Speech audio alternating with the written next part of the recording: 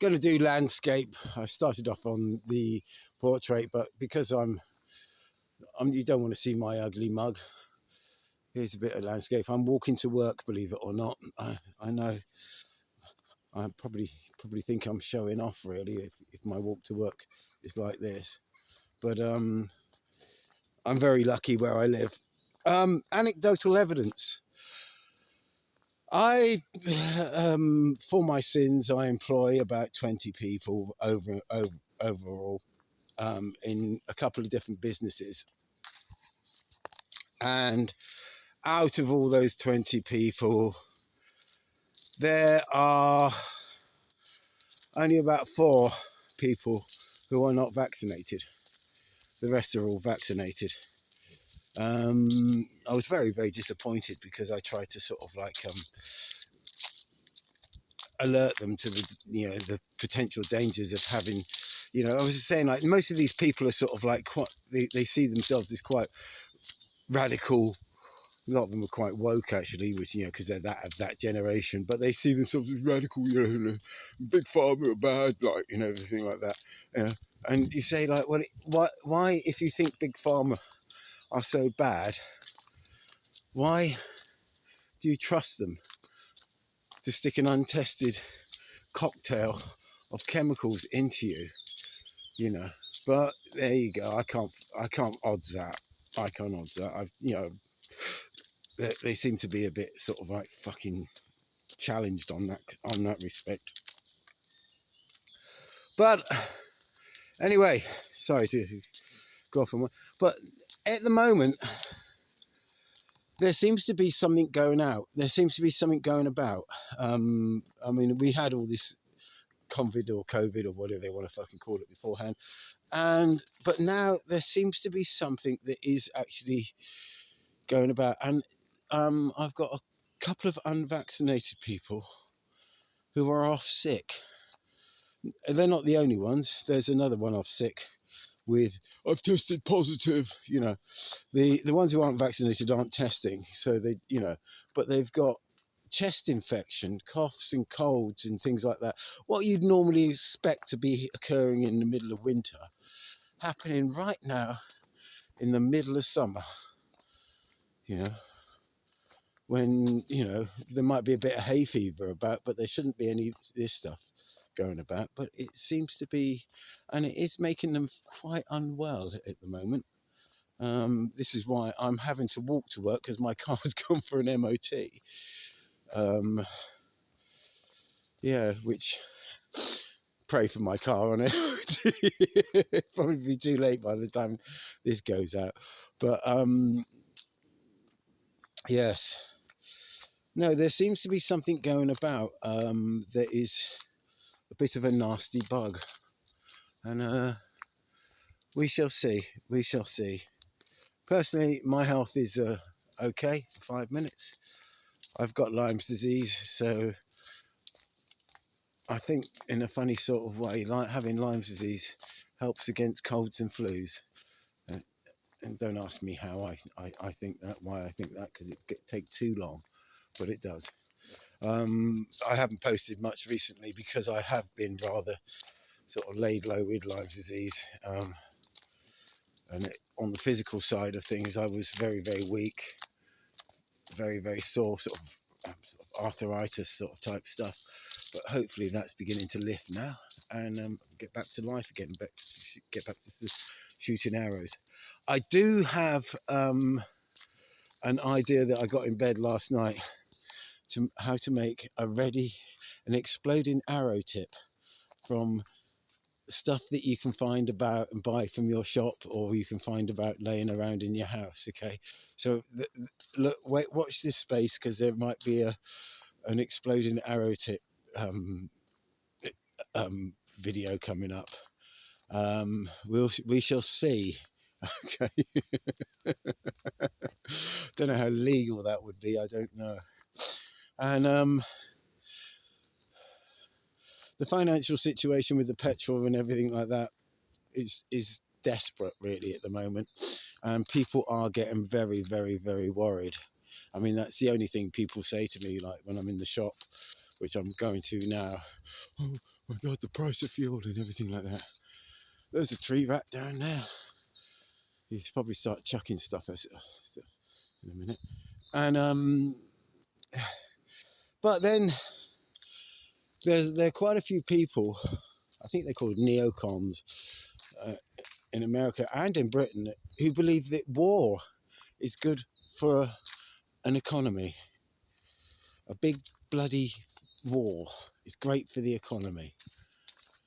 So I got a feeling they're poking the big Chinese panda at the moment over Taiwan.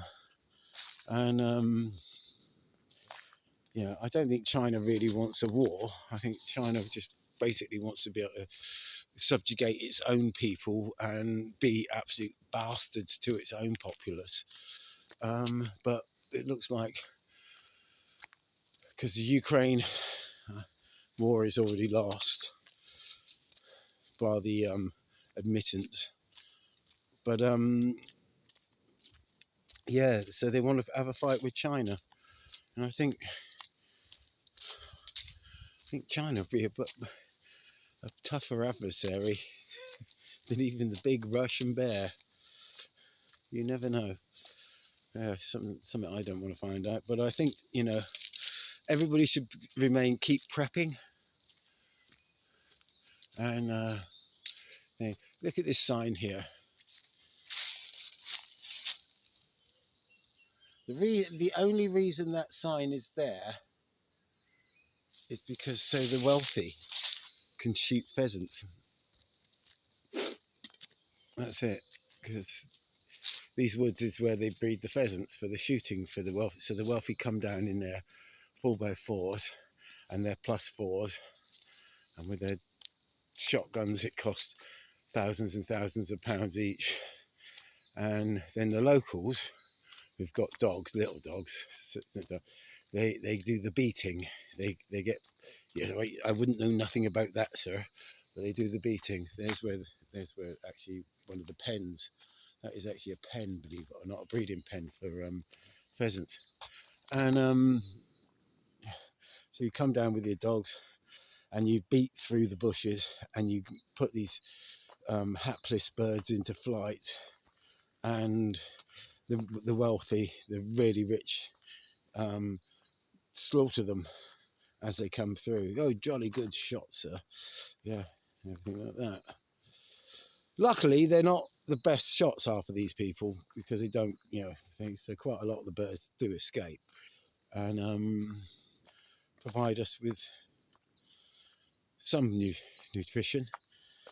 And the clever ones escape, and there's a place over where there's more birds that are living there and they're naturalised because they've escaped than there is sort of here. But you can see this is really quite a beautiful British woodland.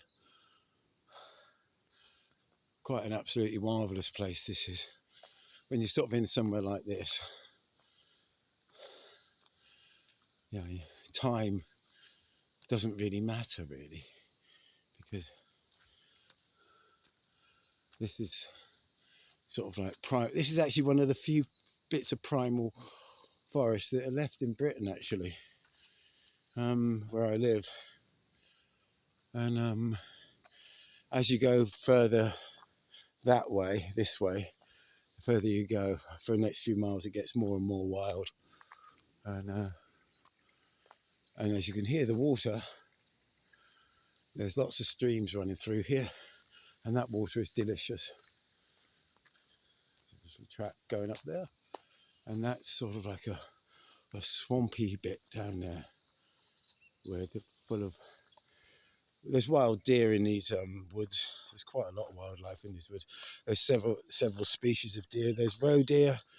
There's muntjacs, little aggressive little muntjacs, and there's the big red deer. The red deer are the ones you see more often. The roe and the muntjacs, they seem to sort of like keep themselves hidden. As you can see, English woodland.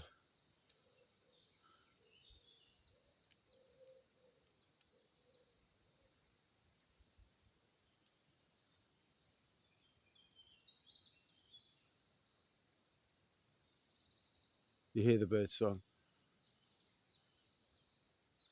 and the wood pigeon.